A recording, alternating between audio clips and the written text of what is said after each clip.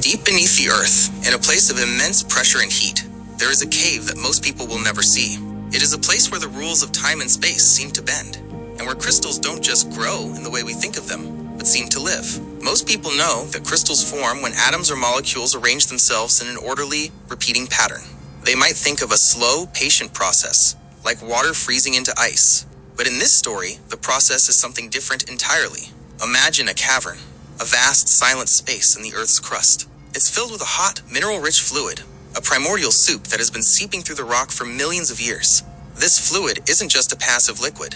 It's a bustling city of ions and atoms, constantly swirling and bumping into each other. For a long time, nothing happens. The conditions are just right for the minerals to stay dissolved. But then, a subtle change occurs, a tiny shift in pressure, a barely perceptible drop in temperature. And in that moment, a whisper begins. A single atom of selenium, a lone traveler in the fluid, finds its perfect partner. And then another, and another. They begin to form a tiny, imperceptible nucleus, the first step in creating a crystal.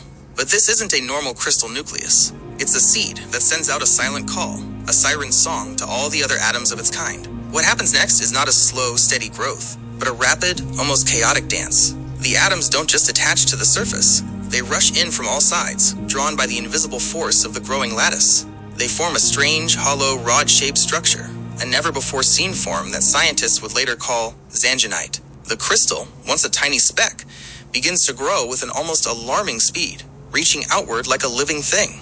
But its growth is not uniform.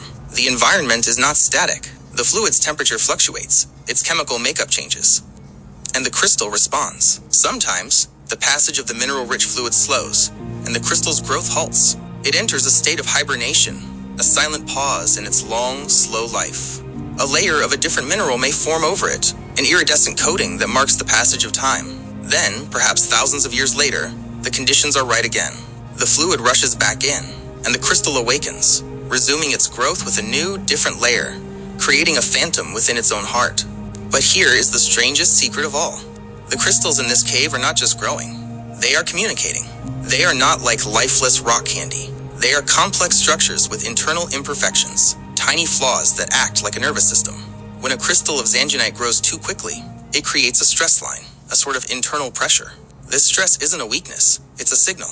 The crystal releases a tiny shockwave, a subtle vibration that travels through the mineral fluid. Other crystals in the cave, sensing this vibration, slow their own growth, adjusting their internal structure to accommodate the change. They are not competing for resources, they are cooperating. They are a subterranean forest, a silent, ancient network of interconnected life, communicating through the very language of their formation. And so, deep beneath the earth, a hidden story unfolds.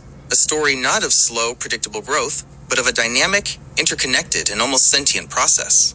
It's a tale of how imperfections can lead to a new kind of beauty, and how the oldest, most fundamental forces of the universe are still surprising us with their intricate and often mysterious secrets.